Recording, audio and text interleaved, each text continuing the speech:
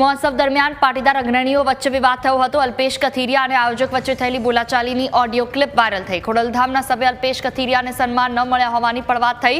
સરદારધામના સભ્યને સ્ટેજ ઉપર સ્થાન અપાતા વિવાદ થયો હતો। ઓડિયો ક્લિપમાં અલ્પેશ કથિરિયા આયોજકોને ધમકી આપે છે। અલ્પેશ કથિરિયાએ સુદામા કા રાજાના આયોજકો સાથે મારામારી કરી હતી। આ ઘટના બાદ પોલીસ સ્ટેશનમાં બંને વચ્ચે સમાધાન પણ થયું હોવાની ચર્ચા છે। સોશિયલ મીડિયામાં વાયરલ થયેલી ઓડિયો ક્લિપ હવે ચર્ચાનો વિષય બની।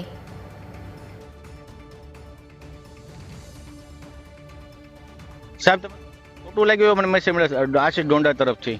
ડોંડા નહીં, આ રોનક સ્ટેજ ઉપર હશે ને તો કાર્યક્રમ બધું બેનર ફાટી જાય। કેમ સ્ટેજ ઉપર આવ્યો એટલે બાપાનું છે। કોણ પણ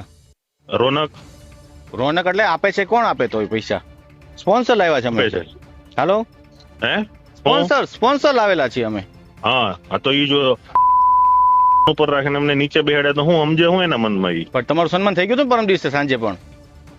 અરે સન્માનની આરતીમાં બોલાવ્યો હતો, બરોબર?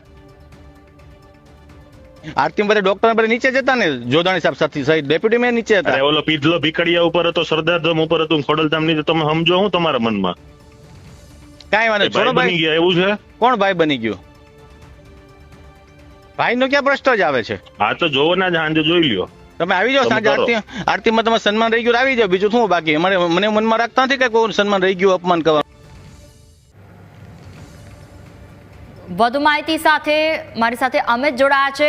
અમિત, જે રીતે એવું કહેવાય કે સન્માન ક્યારે માંગીને ન લેવાય, અલ્પેશ કથિરિયાની આ ઓડિયો ક્લિપ સૌથી પહેલા તો શું સૂચવે છે અને આને લઈને એમની સાથે કોઈ વાતચીત થઈ?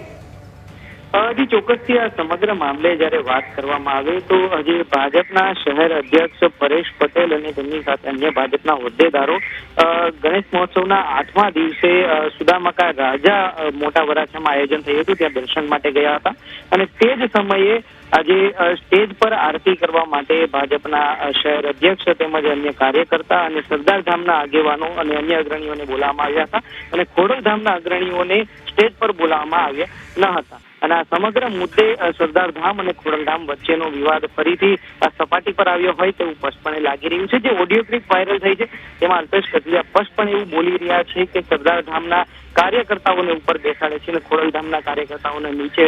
શું સમજો છો તમારા મનમાં? એટલે સ્પષ્ટપણે અલ્પેશ કથિરિયાની જે ઓડિયો ક્લિપ વાયરલ થઈ રહી છે તેનાથી એક વાત છે સ્પષ્ટ થાય છે કે હજુ સરદારધામ અને ખોડલધામના જે બંનેના જે કાર્યકર્તાઓ વચ્ચે મતભેદો છે અને વિવાદો છે। બંને સંસ્થા પાટીદાર સમાજની છે અને પાટીદાર સમાજની જ આ બંને સંસ્થાઓ વચ્ચેનો વિવાદ હવે ગણેશ આયોજન સુધી પહોંચ્યો હતો અને ત્યારબાદ અલ્પેશ કથિરિયાએ આયોજક ને મારવાની પણ ધમકીઓ છે તે ઓડિયો ક્લિપમાં આપી હોવાનું સામે આવ્યું છે ને ત્યારબાદ રાત્રિના સમયે મારામારીની ઘટના બની હતી। સમગ્ર મામલો પોલીસ સ્ટેશને પહોંચ્યો હતો અને ત્યારબાદ પાટીદાર સમાજના ઉદ્યોગપતિઓ અને અગ્રણીઓની હાજરીમાં બંને વચ્ચે સમાધાન પણ થયું હતું। પરંતુ ઓડિયો ક્લિપમાં જે પ્રકારે અપશબ્દોનું ઉચ્ચારણ કરવામાં આવ્યું છે એ પણ સન્માન માટે, તેને લઈને પણ નિંદાઓ છે તે સોશિયલ મીડિયામાં થઈ રહી છે અને અનેક અગ્રણીઓ પણ આ બાબતે વિડીયો બનાવીને જે અલ્પેશ અને અન્ય જે આગેવાનોનો જે વિવાદ છે તેને લઈ ટીકાઓ પણ કરી રહ્યા છે। બિલકુલ, તમામ જાણકારી બદલ આભાર અમિત।